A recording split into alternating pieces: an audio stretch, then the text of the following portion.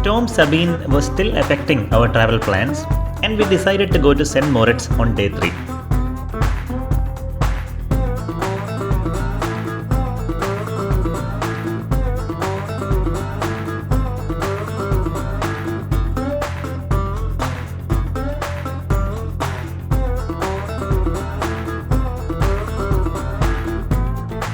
Calm to St. Moritz took about 4 hours, and that would mean 8 hours of travel that day alone if we had to get back to Calm.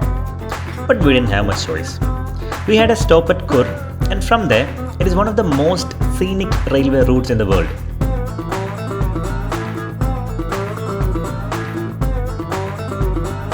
It is part of the Bernina Railway, and parts of it were recorded in the list of UNESCO World Heritage Sites under the name Rhaetian Railway in the Albula or Bernina landscapes.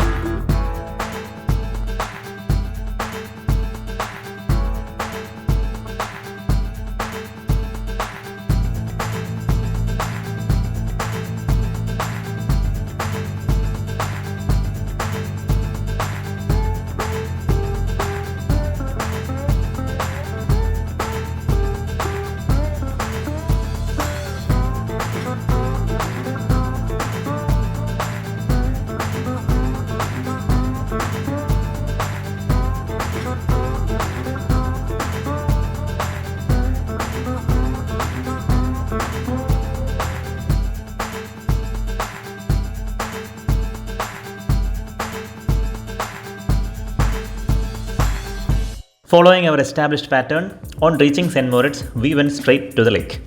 But only this time it was a frozen lake. People were walking across the lake, and it was our first time on frozen ice.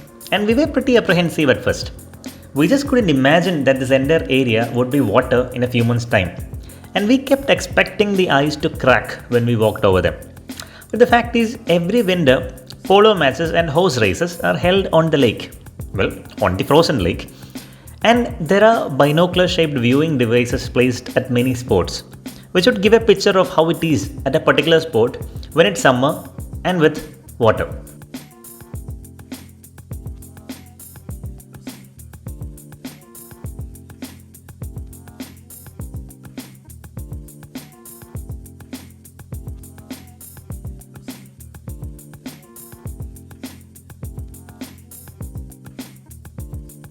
Even though the sun was shining bright, it was really cold and we had to wear gloves all the time. We hardly used our phone camera as we could just barely last a few seconds without the gloves on. And since we never anticipated this problem, we hadn't bothered to change the settings for touch sensitivity to include over the gloves touch.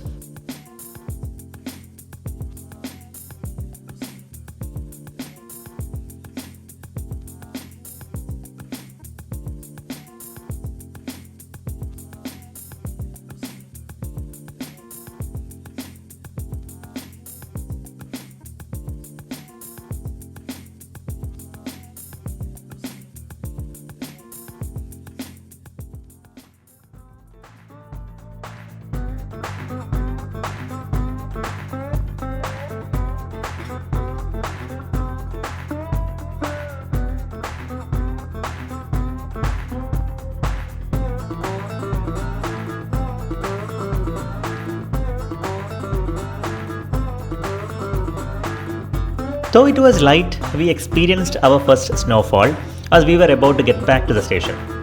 Apparently so light that it was not captured well enough by our camera.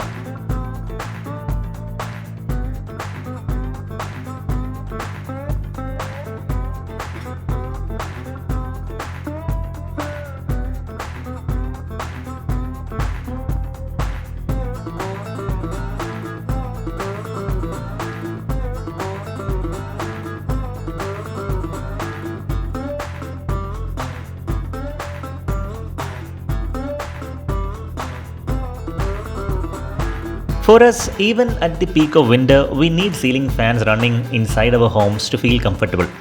And it was just otherworldly to see so much of snow and ice around. If you remove the modern buildings from the frame, it kind of looked like a Game of Thrones set.